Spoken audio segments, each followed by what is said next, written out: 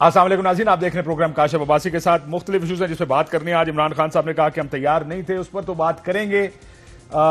صرف آپ کو کچھ بتا دیں کہ حکومت بننے سے پہلے اور بعد کے بیانات کیا ہوتے ہیں۔ اس کے بعد JUIF میں بڑی پرابلمز آ رہی ہیں۔ خیبر پختونخوا بھی اب وہ چیپٹر جو خیبر پختونخوا کا تھا، اس سے پہلے بلوچستان میں شرانی صاحب نے بات کی تھی۔ اب مولانا گل نصیب صاحب بھی جو صوبائی امیر رہ چکے ہیں پہلے، مولانا شجاع الملک صاحب جو سابق MNA تھے، وہ بھی اب مولانا صاحب کے خلاف انہوں نے بھی تقریر کر دی ہے۔ لیکن اس سے پہلے ذرا تیاری کیا ہوتی ہے حکومت میں آنے سے پہلے۔ آج عمران صاحب نے کہا کہ ہم تیار نہیں تھے، کیا کہا ذرا سنیے گا۔ کبھی بھی گورنمنٹ کو، ایک نئی گورنمنٹ آتی ہے، اس کو کبھی بھی اس طرح پاور میں نہیں آنا چاہیے۔ اس کی پوری تیاری ہونی چاہیے، اس کی پوری طرح ان کو بریفنگز دینی چاہیے۔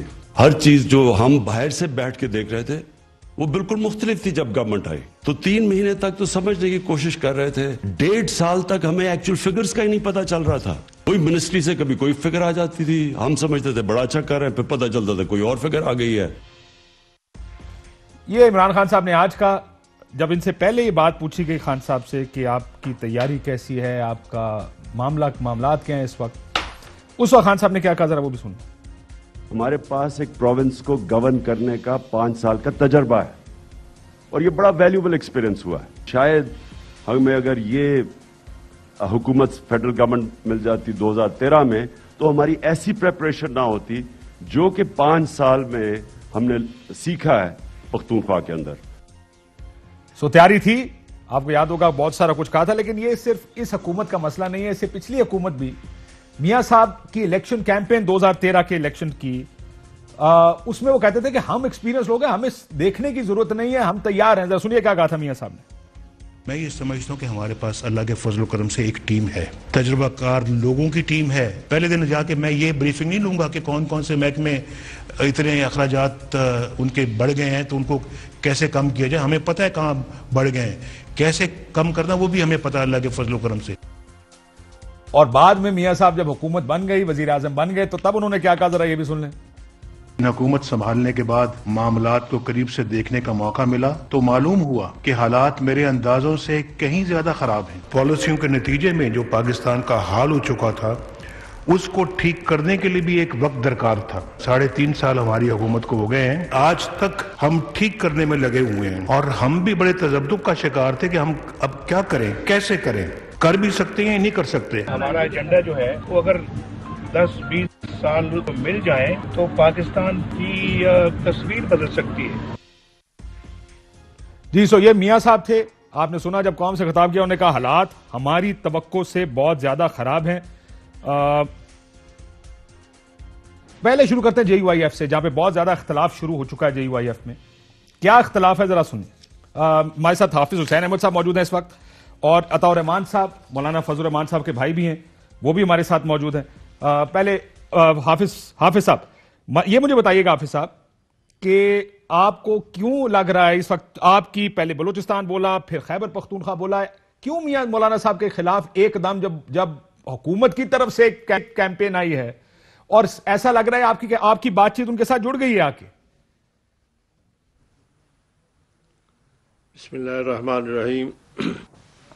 کاشف بھائی، بات یہ ہے کہ ظاہر ہے کہ پارٹی کے اندر ادارے ہیں اور اداروں کے اندر بھی بات ہوتی ہے، اور جب اداروں میں بات نہیں سنی جاتی ہے یا اس پہ عمل نہیں کیا جاتا۔ میری آواز گونج رہی ہے دوبارہ، ذرا ان کیا کو ٹھیک کر لیں جی۔ تو جہاں پر اداروں کے اندر صورتحال ایسی ہوتی ہے تو پھر مجبوراً کچھ لوگوں کو اداروں سے باہر بھی بعض چیزوں کی وضاحت کرنی پڑتی ہے۔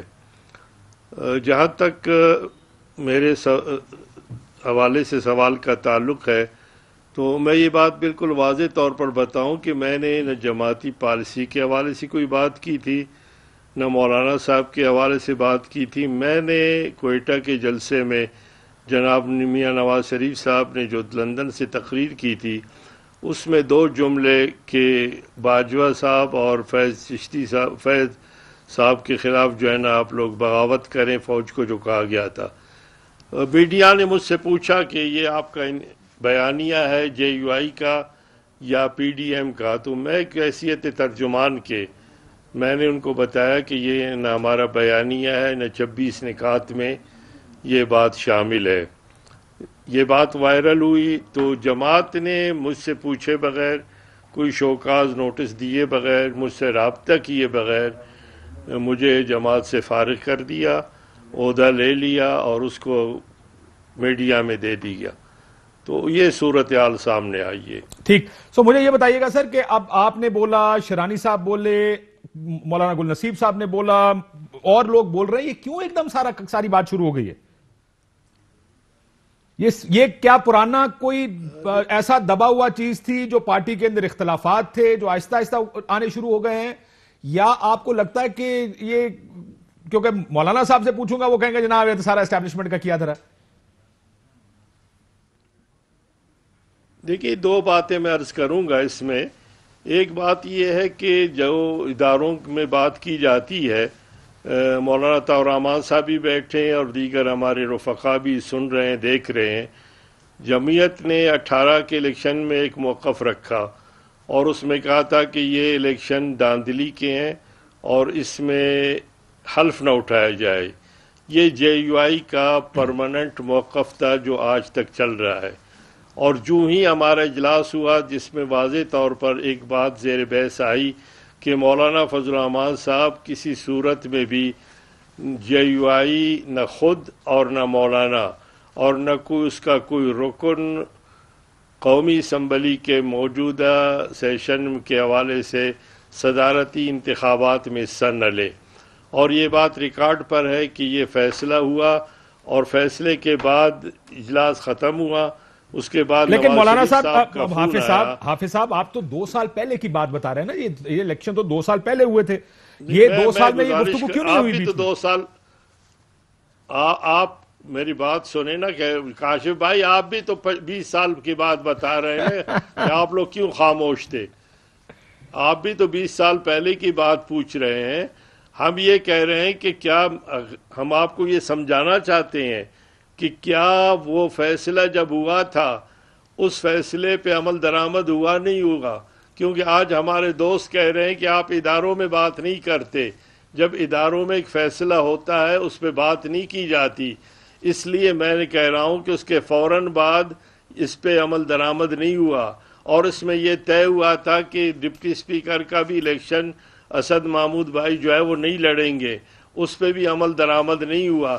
میں صرف یہ بتانا چاہتا ہوں کہ جب اداروں کے اندر رائے پہ اختلاف بھی ہوتا ہے، لیکن اگر فیصلے کے بعد بھی اس پہ عمل درآمد نہیں ہوتا تو پھر یقیناً اس کے حوالے سے پھر لوگ اداروں سے باہر بھی اپنی رائے کا اظہار کرتے ہیں۔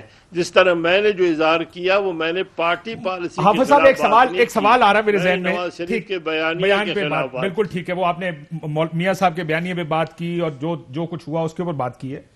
سر، آپ لوگوں نے 2002 میں حکومت بنائی تھی، آپ ڈپٹی پارلیمانی لیڈر بھی تھے اس وقت ایم ایم اے کے، آپ بھی تھے اور لیاقت بلوچ صاحب بھی تھے۔ اور جب میں خبریں پڑھ رہا تھا بھی پرانی بہت سی، اور جب میں نے، کیونکہ ہم ظاہر ہے ہمارا بڑا تعلق بھی رہا اس وقت، رپورٹنگ بھی کرتے تھے، اسمبلی کو کور کرتے تھے، کوئی ڈیل تھی اس وقت فوج کے ساتھ آپ کی حکومت بنانے کی؟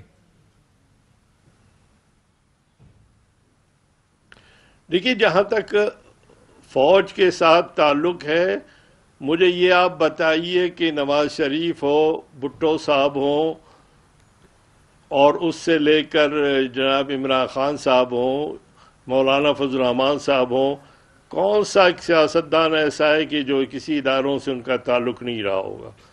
سوال یہ پیدا ہوتا ہے کہ اداروں سے تعلق ایک الگ بات ہے۔ کیا ابھی جو ہم بیٹھے تھے، جس اسٹیبلشمنٹ کے اقدام کے خلاف ہم بیٹھے ہوئے تھے 13 دن تک اسلام آباد کے اندر، اس کا انجام اور نتیجہ کیا ہوا؟ کیا اسٹیبلشمنٹ کے ساتھ جناب چودھری پرویز الہی اور ظہور الہی صاحب کے، اس کے چودھری شجاعت حسین صاحب کے ساتھ بات کر کے مولانا نے علل اعلان یہ نہیں کہا کہ مارچ میں وہ عمران خان کی حکومت ختم کریں گے، اور انہوں نے ہمیں یقین دہانی کرا دی ہے؟ سر، یہ آپ کی آج کی بات کریں، میں 2002 کی بات کر رہا تھا، اس کا جواب آپ نہیں دے رہے ہیں کیونکہ اس وقت آپ کو یاد ہوگا قاضی صاحب اجلاسوں سے نکل جاتے تھے، غصے میں تھے کہ جے یو آئی مولانا مشرف صاحب کو سپورٹ کر رہی ہے، ان کو ایل ایف او کو استعفے دینے سے انکار کیا. اس ٹائم ڈیل تھی کوئی فوج کے ساتھ آپ کے خیال میں؟ دیکھیں یہ تو بالکل بات یہی ہے کیونکہ اس وقت حکومت ہی فوج کی تھی. ٹھیک ہے. اور ظاہر ہے کہ حکومت کے فوج کے جتنے بھی ادارے تھے ان میں ان کے ساتھ تعلق بھی تھا، ان کے ساتھ بات چیت بھی تھی. قاضی صاحب بھی اس اجلاسوں میں بیٹھتے تھے، مولانا شاہ من نورانی صاحب بھی بیٹھتے تھے اس اجلاسوں میں، پیپلز پارٹی کے دوست بھی بیٹھتے تھے. ایل ایف او میں جو مذاکرات ہوئے اس میں ہمارے اعتزاز بھائی بھی تھے، سارے لوگ تھے. جب فوج قابض ہوتی ہے تو پھر یقیناً یا تو پھر اس الیکشن میں حصہ نہ لیا جائے. سچویشن یہ ہوتی ہے حقیقت پسندانہ، لیکن جب آپ الیکشن میں حصہ لیں گے، آپ اداروں میں چلے جائیں گے اور مارشل لا ایڈمنسٹریٹر بھی ہوگا، وہی صدر بھی بنے گا، اور اس کے بعد تو ظاہر ہے کہ پھر آپ نے ان معاملات کو فوج کو کسی طریقے سے بھی بغیر بھیجنے کے لیے آپ نے طاقت کی بجائے اپنے مذاکرات اور راستہ نکالنا. اور اس وقت مذاکرات آپ کہہ رہے ہیں ہوا کرتے تھے بھی ہوا ہے اور ہوگا. آپ یہ کہہ رہے ہیں اس ٹائم مولانا صاحب مذاکرات کیا کرتے تھے فوج کے ساتھ؟ ہاں بالکل، اس میں ابھی ملاقاتیں نہیں ہو رہی ہیں. ٹھیک، ابھی بھی ملاقاتیں ہو رہی ہیں، اس ٹائم بھی ہوا کرتے ہیں. بالکل ٹھیک ہے، بہت شکریہ حافظ صاحب. آپ 7 بجے کے پروگرام میں بھی تھے. میں ذرا سے جاننا چاہتا کہ کیوں ہو رہا ہے اس وقت. اس سے پہلے کہ طور رحمان صاحب ہمارے ساتھ پروگرام میں تشریف لائیں، جوائن کریں ہمیں. ملک صاحب، پرائم منسٹر کی تیاری نہیں تھی تو تیار تو کوئی نہیں ہوتا پاکستان میں، یا ان کی تیاری کو خاص خراب ہے؟ دیکھیں، آپ 2.5 سال کے بعد 3 سال کے بعد آپ تیاری کے علاوہ پرفارمنس کی بات شروع کر دیتے ہیں. ٹھیک، تو آپ پچھلے یہ 2-3 سال دیکھ لیں، آپ کوئی بحران دیکھ لیں، آپ بنیادی چیزوں سے شروع کریں، غریب آدمی کی روٹی سے شروع کر دیں آپ. تو ہمارے زمانے میں جو مہنگائی کی شرح تھی کھانے پینے کی چیزوں کی، وہ 1% تھی. پہلے سال میں 100% تک گئی، 100% تک گئی گاؤں کے اندر، اور دوسرے سال میں 20% تک گئی. تو اب آپ مجھے بتائیں کہ اگر آٹا آپ کو نہیں مل سکتا، چینی آپ کو نہیں مل سکتی، کھانے کی اشیاء آپ کو نہیں مل سکتی، بجلی کا بل دگنا ہو گیا، گیس کا بل 3 گنا ہو گیا، دوائیاں جو ہیں وہ 550% مہنگی ہو گئیں. جب آپ ان تمام چیزوں کو دیکھتے ہیں، تیاری تھی یا نہیں تھی، آپ نے حکومت لی ہے تو اب آپ کو پرفارم کرنا پڑے گا. آپ کو یاد ہوگا 11.5% کے اوپر جب شاہد خاقان عباسی صاحب نے وہ خریدی LNG تو آپ نے کہا یہ چوری ہے. اس کے بعد اب آپ 40% کے اوپر، 18% کے اوپر، 22% کے اوپر آپ کے کانٹریکٹس آ رہے ہیں. تو اب چوری نہیں ہے. اور بجلی گیس آپ خرید بھی نہیں سکے، لوگوں کے چولہے بند ہو گئے. آپ باہر نکلیں بازاروں میں، عورتوں سے پوچھیں کہ ان کی اس وقت کیا حالت ہے. صبح جب انہوں نے بچے یا خامند کو بھیجنا ہوتا ہے کام کے لیے تو صبح چولہے نہیں جلتے. گیس کا اتنا بحران، یہ گیس یہ بنائیں جی اس کا کہ گیس کا اتنا بحران، یہ کیا نہیں؟ یہ اسی طرح ہے میرے خیال میں، مس مینجمنٹ. جی میرے خیال میں یہ بالکل اسی طرح جس طرح پیٹرول کا بحران آیا تھا، یہ بالکل اسی طرح ہے جس طرح باقی بحران ابھی تک آپ کے سامنے آتے رہے ہیں. دیکھیں، ان کو اگست میں پتہ چل گیا تھا کہ ہمیں گیس چاہیے. اگر اگست میں پتہ چل گیا تھا تو خرید لینی چاہیے تھی. اب کوئی جواز نہیں بنتا ہے نا کہ اگر اگست میں آپ کو لیٹرز آئے ہیں PSO کی طرف سے، SNGPL کی طرف سے، SSGC کی طرف سے، ایک نہیں آیا، متواتر لیٹرز آپ کو آئے ہیں کہ گیس کی کمی ہوگی، گیس کی شارٹیج ہوگی، اور آپ کہتے ہیں کہ ہم نے نہیں خریدنی. تو آپ بتائیں اس کا کیا جواز ہے؟ آپ ٹینڈر کرتے، جو گلوبل ٹینڈرز ہوتے ہیں وہ کسی بھی آپ اگست کے اندر دسمبر کا ٹینڈر خرید سکتے ہیں. ٹھیک ہے صاحب؟ تو اگر آپ نے نہیں خریدا اور دسمبر میں اب گیس نہیں ہے تو اس کی ذمہ داری کس کے پاس ہے؟ اسی طرح آپ کو یاد ہوگا کہ پہلے پیٹرول کا بھی اسی طرح ہوا تھا کہ ہم نے وہ بڑھا دی، پھر ہم نے گھٹا دی. وہ آپ نے رپورٹ بھی پڑھ لی ہے. تو وہ جی جنہوں نے خریدی ہوئی تھی انہوں نے بیچی نہیں، جنہوں نے بیچی ہوئی تھی انہوں نے خریدی نہیں. بنیادی طور پہ پیٹرول ختم ہو گیا لیکن ذمہ داری میں ذرا میرے ساتھ عطاء رحمان صاحب موجود ہیں، میں ذرا عطاء رحمان صاحب کی بات سن لوں کیونکہ آج کل فوکس ہمارے بھی بڑے دوست سینیٹر ہیں. تو مولانا صاحب السلام علیکم. وعلیکم السلام ورحمۃ اللہ وبرکاتہ. مجھے آج کسی نے کہا عباسی صاحب، جی عباسی صاحب نے کہا ہے کہ مولوی ہونا بڑا کاروبار ہے. میں نے کہا تو بالکل کہا میں نے کل یہ میں نے کہا اینکر ہونا بھی تو بہت بڑا کاروبار، یہ بھی ہوگا. میں نے کب کہا کہ نہیں ہے، لیکن کیا اس ملک میں مولوی ہونا کاروبار نہیں ہے لوگوں کا؟ نہیں سر دیکھیں، ہر قسم کے لوگ ہیں، آپ بھی جانتے ہیں مولانا صاحب، میں بھی جانتا ہوں. اس بحث میں نہیں جاتے. میں اگر اپنے مہمانوں سے پوچھو جو کہ نان مولوی ہیں، شاید آپ کو میجورٹی لوگ یہ کہیں گے کہ ہاں یہ بات درست ہے کہ اس ملک میں لوگوں نے اس کو کاروبار بنا دیا، مدرسے کاروبار بن گئے ہیں. بہت سارے لوگ آپ جیسے جو ہیں وہ ہمیں تو مولوی نہیں مانتے نا. نہیں میں کیوں آپ کو مولانا صاحب آپ کو پتا یہ میرا فیصلہ ہی نہیں ہے.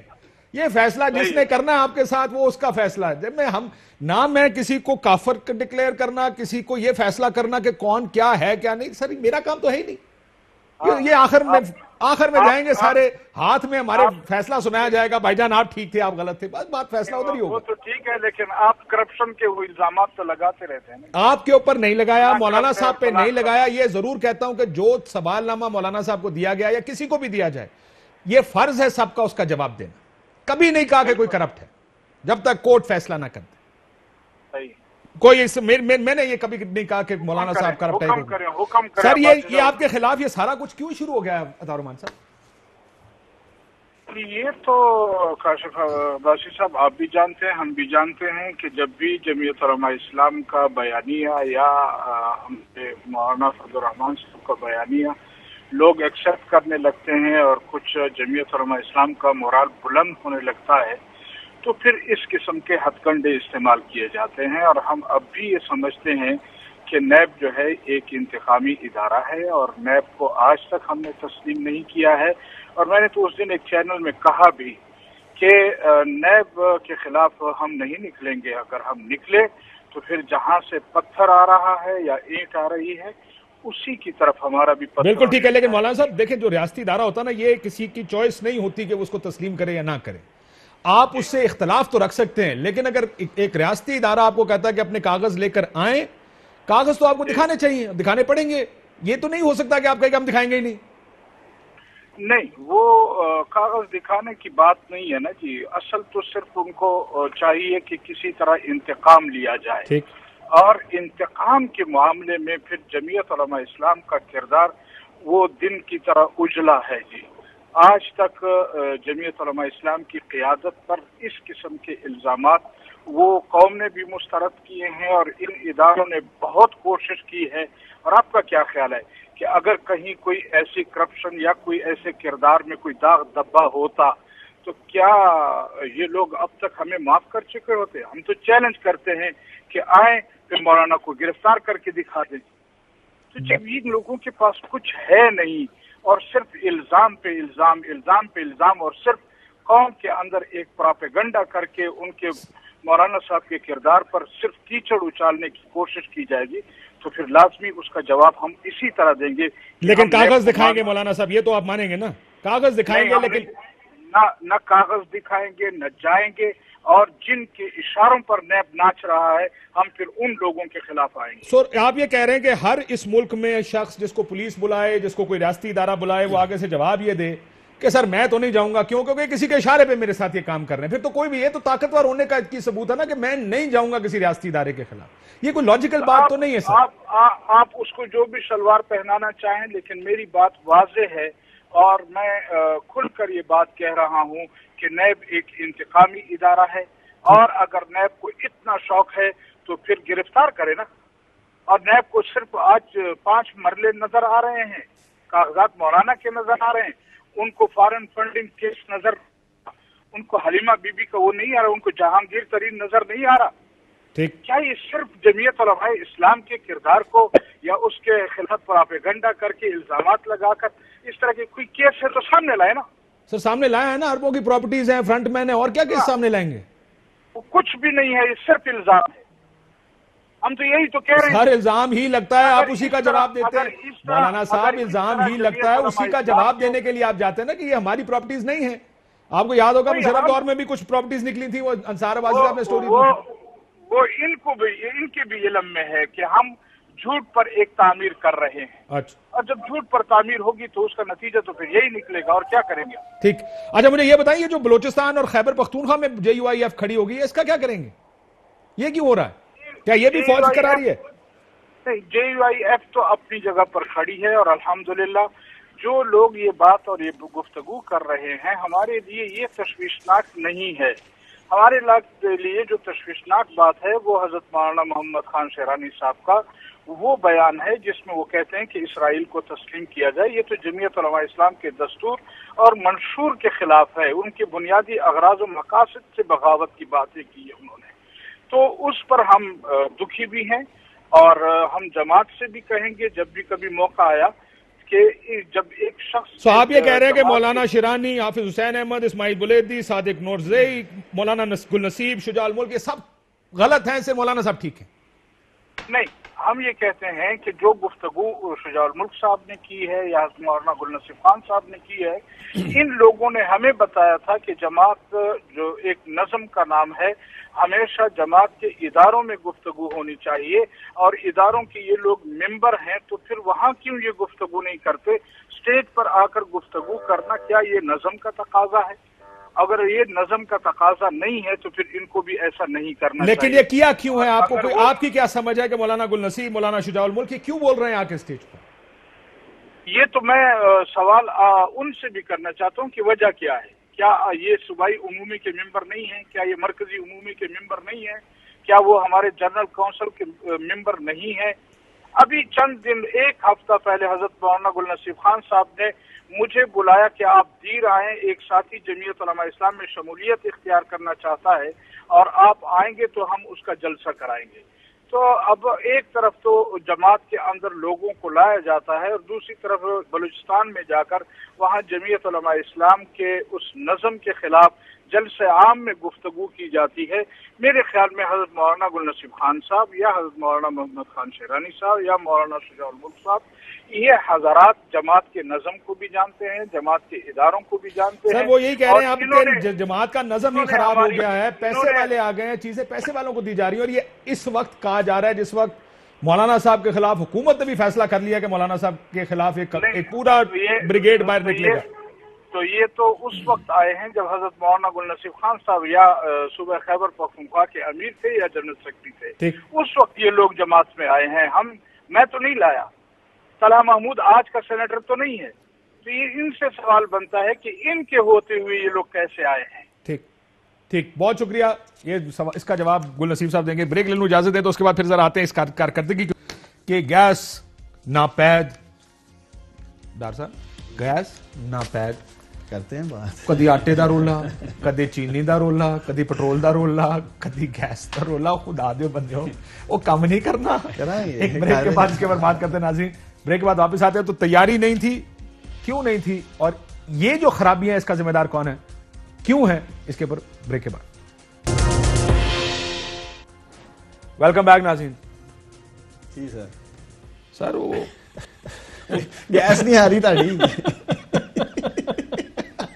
تانوں آپ ہی پتہ ہے رولے کی نہیں۔ آج تو میرا بھی دل کر رہا نہیں دے سر، میں کہنا رہے نہیں دیو فائدہ کب سی کو تے اسی موسم تے گل کر سکتے نہیں، ہم کریں گے، بات کرنا بند ہے، لیکن میں جو کس چیز پہ، گیس پہ کر لیں، بجلی پہ کر لیں، مہنگائی پہ کر لیں، دیکھیں تیاری والی پہ بھی میں آتا ہوں۔ ایک چیز میں اس وقت مسکرا بھی رہا تھا، کاش ڈاکٹر مصدق ملک یہ بتاتے، بجائے ہماری بتا رہے ہیں کہ ہم نے کیا کیا، کیا کر رہے ہیں، کاش یہ بتاتے جب ان کے دور میں گیس بحران ہو رہا تھا کس وجہ سے ہو رہا تھا، بجلی کا بحران تھا، بجلی مہنگی کی گئی، کیوں کی گئی، یہ بتاتے قوم کو اپنے دور میں۔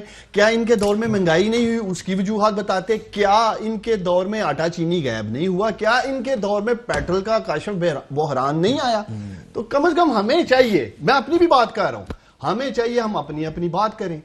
چلے گیس پہ پہلے بات کر لیتے ہیں۔ کم از کم آپ یہ ضرور ایکسپٹ کریں گے کہ گیس نہیں ہے، سردیوں میں نہیں ہے۔ یہی گیس کا ایشو گرمیوں میں کیوں نہیں ہوتا؟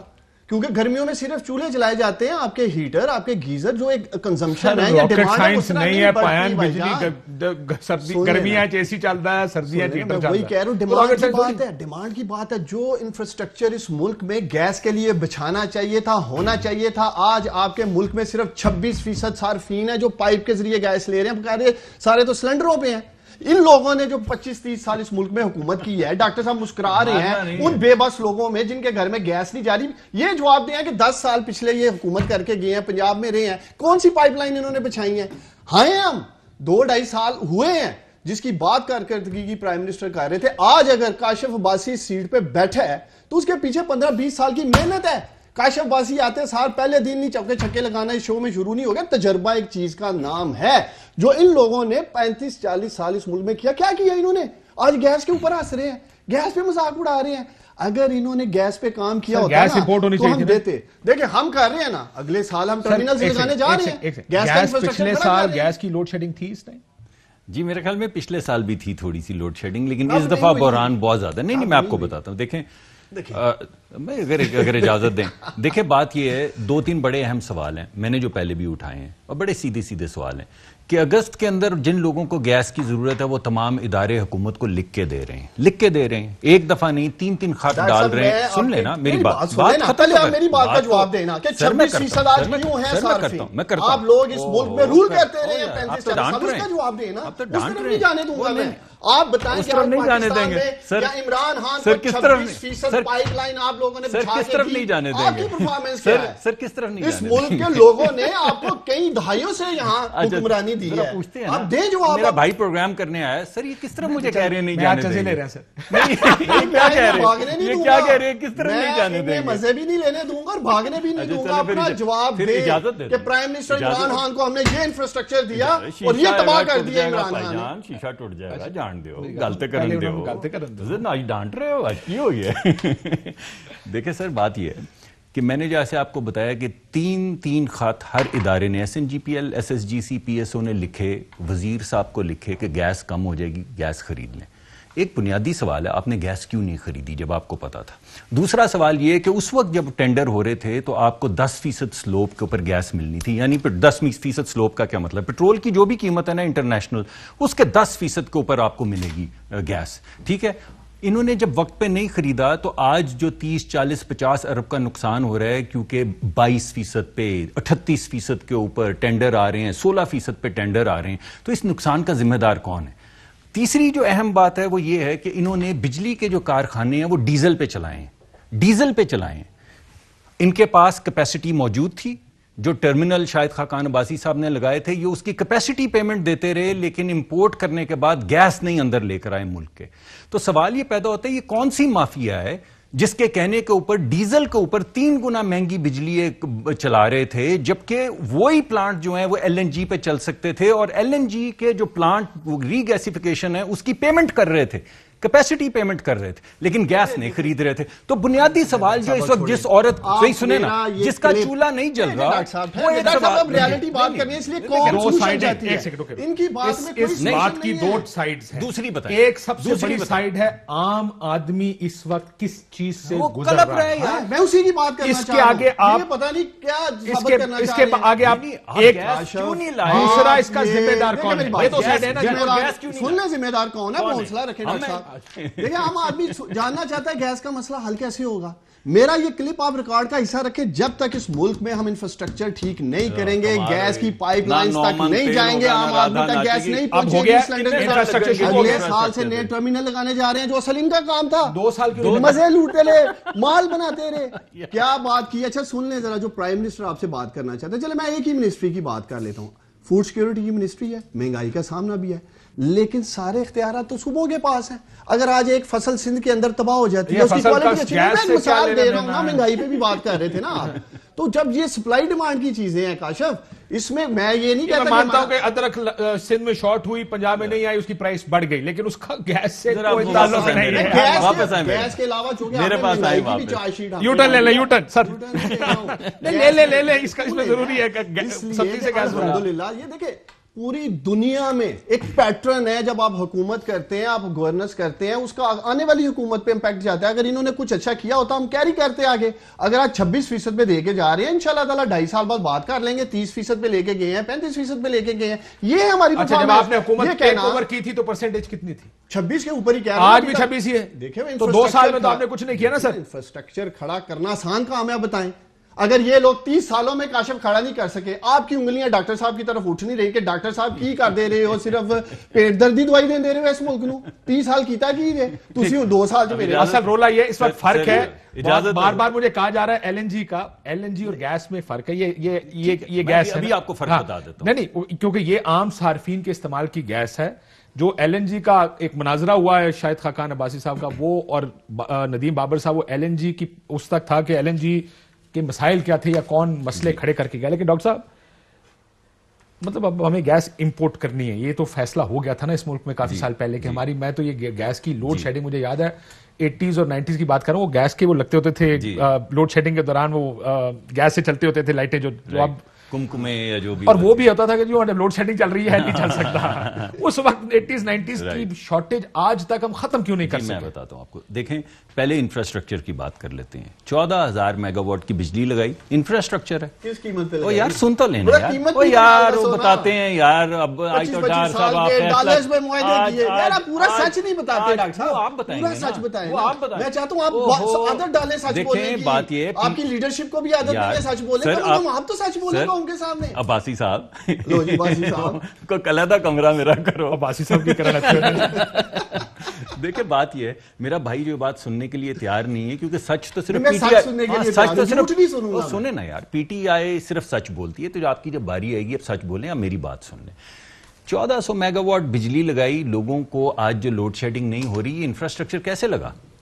3 حکومتیں 10 سال کے اندر ایل این جی کی ری گیسیفیکیشن کا ٹرمینل نہیں لگا سکے. شاہد عباسی نے 11 مہینے کے اندر 2 ٹرمینل 1.2 بلین کیوبک فٹ کے لگائے. یہ کس نے لگائے؟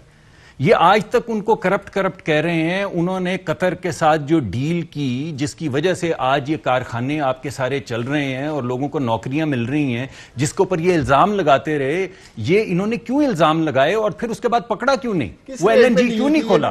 11 کچھ کی سلوپ میں نے بتایا آپ کو, 11.6 کی سلوپ یا 7 کی سلوپ تھی. آج یہ 38% سلوپ پہ خرید رہے ہیں اور کوئی کرپشن نہیں ہے. آج ان کے 16-18% کر لیں, ایل این جی پہ پروگرام ہو جائے. یہاں تو شاید کان اور ندیم بابر آ جائیں, یا ہم دونوں بھائی یار میرے ساتھ بیٹھے. میں تو کہہ رہا ہوں ان کو بلا لیتے ہیں. میری انرجی میں کافی ایکسپیرینس ہے, غلط کرن دے ہو نا, جان دے ہو. آخری میں جو نا انرجی کے ایکسپرٹ اور ڈاکٹر پی ایچ ڈی ہے یار, حملے نہ کرے, کچھ نہیں ملے گا آپ کو. لوگ آپ کا مذاق اڑائیں گے بعد میں. آپ M B B S doctor ہیں یا P H D doctor? Sir میں نے پی ایچ ڈی کی ہوئی ہے پالیسی انالیسس اور ایڈمنسٹریشن میں. نہیں ہوتی بھائی, یہ پہلے فیصلہ کر لیں. میری پی ایچ ڈی ڈاکٹر ہے, وہ doctor M B B S doctor نہیں ہے. ڈاکٹر نہیں پورا میچ پا ایل این جی دا. کوئی بات نہیں, اب ابھی کی بات تو کرنے دینا. اب سوال یہ پیدا ہوتا ہے, یہ انفراسٹرکچر تو لگ گیا, ایک پائپ لائن لگائی 1100 کلومیٹر کی نئی اور ایک پرانی کو کیا آگمنٹ. اب ان کو 3 سال ہو گئے ہیں, یہ تیسرا سال ہے. یہ آج بھی انفراسٹرکچر کی باتیں کر رہے ہیں. اتنی دیر میں پاکستان کا حلیہ بدل گیا تھا. جو میں سوال ان کے سامنے رکھ رہا ہوں کہ یہ تو ساری انفراسٹرکچر بنا ہوا ہے نا, اب آپ کے پاس ایک ری گیسیفیکیشن کا پلانٹ ہے. سوال یہ پیدا ہوتا ہے کہ آپ گیس خرید کے وہاں سے ری گیسیفائی کر کے لوگوں کے چولہوں میں کیوں نہیں ڈال رہے؟ سوال یہ پیدا ہوتا ہے کہ جب آپ کو 10% پہ مل رئی تھی تو آپ نے 10% پہ کیوں نہیں لی, اور آج آپ یہ 38% یا 18% پہ کیوں لے رہے ہیں؟ سوال یہ پیدا ہوتا ہے. بریک سے پہلے 30 سیکنڈ کا جواب لینے لگے. 30 سیکنڈ. ان کی ساری تھیری ٹھیک ہو بقول ان کے یہ پی ایچ ڈی ڈاکٹر ہیں, تو یہ اپنے دور حکومت میں یہ سب کچھ کیوں نہیں کرتے؟ تب بھی ہوتی تھی لوڈ شیڈنگ. لوڈ شیڈنگ تو پچھلے سال بچپن سے ہو رہی ہے. آپ نے خود مانا کہ لوڈ شیڈنگ ہوتی ہے. بات سنیں, یہ تو آپ نے خود مانا کہ لوڈ شیڈنگ. بات سنیں, جب یہ ٹرمینلز چلنے شروع ہوئے ہیں, بجلی کی لوڈ شیڈنگ ہوتی تھی, اب ہوتی ہے نہیں. تو یہ جو بجلی بن رہی ہے, ٹھہر جائے نا, بات کرنے دیں. یہ جو بجلی کی لوڈ شیڈنگ ہو رہی ہے, بجلی کس چیز سے چل رہی ہے؟ اب چل رہی ہے ڈیزل سے, اس وقت چل رہی تھی ایل این جی سے. ایل این جی پہ 1/3 قیمت پہ چلتی ہے, یہ بھائی میرے ڈیزل پہ چلا رہے ہیں آج, اور کہتے ہیں کرپشن جو ہے وہ پی ایم ایل این کی تھی. یہ 3 گنا قیمت کی بجلی بنا رہے ہیں. 2 جنے بریک کے بعد اس کے اوپر ایک بریک واپس آتے ہیں. تو مسئلہ یہ ہے کہ اس کو حل کرنا ہے, وہ بھی پرماننٹلی. ہمارے ملک میں ہر حکومت آتی ہے, مسئلہ کھڑا ہو جاتا ہے, پھر کہتے ہیں یار اس کی غلطی اس کی غلطی. اس کو حل کیوں نہیں کیا جاتا؟ ایک بریک کے بعد اس پہ بات. ویلکم بیک ناظرین. ملک صاحب رولہ کی اور مکانا کے میں گیس والا دیکھیں جی, گیس والا جو ہے نا, میں یہ سمجھتا ہوں کہ اگر یہ تھوڑی سی جرت دکھائیں اور نیب سے نہ ڈریں. میں حقیقت میں آپ کو بتا رہا ہوں, میرا انالیسز یہ ہے کہ کیونکہ یہ نیب سے ڈرے ہوئے ہیں, 2 ہی ہائپوتھیسز ہو سکتے ہیں. ایک تو یہ کہ کوئی کرپشن ہو رہی ہے, یہ جو ڈیزل اور فرنس آئل کے اوپر چل رہے ہیں, اس کی وجہ یہ ہے کہ کوئی کرپشن ہے اس کے اندر, جس کی وجہ سے گیس نہیں منگواتے اور 2 یا 3 گنا مہنگی ڈیزل کی بجلی بناتے رہتے ہیں اور وہ چلاتے رہتے ہیں. لیکن آپ وقتی طور پہ اگر بولیں کہ ہم اس کو پاک کر دیں, and this is not the case, تو پھر سوال پیدا ہوتا ہے کہ اسٹرکچرل پرابلم کیا ہے. آپ کے پاس گیس کے ٹرمینل ہیں, ان کے اندر آپ گیس ری گیسیفائی کر سکتے ہیں, پائپوں میں ڈال سکتے ہیں, پائپیں لگی ہوئی ہیں, لوگوں کو آپ دے سکتے ہیں گیس. پھر پرابلم یہ نظر آتی ہے کہ کوئی شخص کسی کاغذ پہ سائن کرنے کو میرے خیال میں تیار نہیں. میرا یہ ذاتی انالیسز ہے کہ وہ کہتے ہیں, آپ کسی سیکٹری کو بولیں وہ کہ میں اکیلا جیل میں جاؤں گا. شاہد عباسی کو آپ پورا ملک کہتے ہیں گرائنڈ پہ آ گیا, گرائنڈنگ ہالٹ پہ آ گیا. وہ کہتے ہیں کہ 11% سلوپ کے اوپر شاہد عباسی نے لیا, آپ نے اس کو جیل میں ڈال دیا. ہم 26 پہ لیں گے تو ہمیں نہیں جیل میں ڈالیں گے. تو وہ کہتے ہیں وزیروں کو سائن کر دیں, وزیر سائن نہیں کرتے, سائن کر دیں وزیر. یہ ایک ڈاکٹر صاحب کی اس بات سے میں ضرور اتفاق کرتا ہوں کہ یہ جنرل تاثر ضرور ہے کہ اب اس طرح لوگ دلیری سے فیصلے نہیں کر پاتے ہیں یہ جب کا یہ نیب ہو رہا ہے. لیکن یہ بھی حقیقت ہے ان دونوں شعبوں میں, بجلی میں بھی اور گیس میں بھی, کہ انفراسٹرکچر پرابلم ہے. لائک ٹرانسمیشن لائنز کی کیوں بات کی جاتی ہے؟ ڈاکٹر صاحب سامنے بیٹھے ہیں, اگر ساری بجلی دے بھی دیں آپ کا بجلی کا انفراسٹرکچر سپورٹ ہی نہیں کر سکتا, تاریں ہی نہیں ڈالی گئی. جب تک یہ سارا انفراسٹرکچر ٹھیک نہیں ہوگا بجلی کا بھی مسئلہ رہے گا. اسی طرح 25 سے 26% لوگ جن کی لائنیں بچھی ہیں ان تک جا رہی ہے, ڈیمانڈ بڑھ جاتی ہے, پریشر کم ہو جاتا ہے. جب تک ہم وہ انفراسٹرکچر نہیں بڑھاتے, نئی پائپس نہیں ڈالتے, نئے ویلز نہیں لگاتے, یہ اگلے 2 سال 3 سال ایسے رہے گا. ہم انفراسٹرکچر پہ کام کر رہے ہیں, ہم اس پہ کام کر رہے ہیں. باقی یہ جو کہنا سستی لے لی مہنگی لے لی, اس کے اوپر پورا پروگرام کر لیتے ہیں. ٹیکنیکلی ندیم بابر صاحب بھی آ سکتے ہیں, جس کو کہیں گے بلا لیں. میں سمجھتا ہوں نہ یہ ڈاکٹر صاحب کا کام ہے نہ میرا کام ہے. ٹیکنیکل ایشوز بہتر ہے, میرا کام ہے. دیکھیں میری بات سنیں, بابر صاحب آ جائے بات ہو جائے گی. یہ میری بات سنیں, ان کا کام نہیں ہے گیس پہ بات کرنا. یہ ڈاکٹر ہے کہ میں ٹیکنیکل, اگر آپ نے ڈیپتھ میں جانا ہے سر تو ڈاکٹر کی میں بتاتا ہوں. اگر ڈاکٹر نے گیس ٹھیک کرنی پھر اللہ ہی حافظ ہے بولنا. دیکھیں بات یہ کہ پہلی بات تو میں واضح کر دوں, بڑی احترام کا ہوتا ہے یہ پروفیشن ڈاکٹری کا, لیکن مجھے نہیں پتا آپ کیوں بار بار کہتے ہیں ڈاکٹر, کیونکہ میں ڈاکٹر تو ہوں نہیں. میں نے پی ایچ ڈی کی ہوئی ہے ہیلتھ کیئر ایڈمنسٹریشن اور پالیسی میکنگ میں نہیں, اور میری پی ایچ ڈی جو ہے سن لیں, میری پوسٹ ڈاک جو ہے وہ ہیلتھ اکنامکس میں. اب ان دونوں چیزوں سے میں ڈاکٹر نہیں بنتا. اب میرے بھائی کو اگر ہے کوئی انفیچویشن تو وہ مجھے کہے تو میں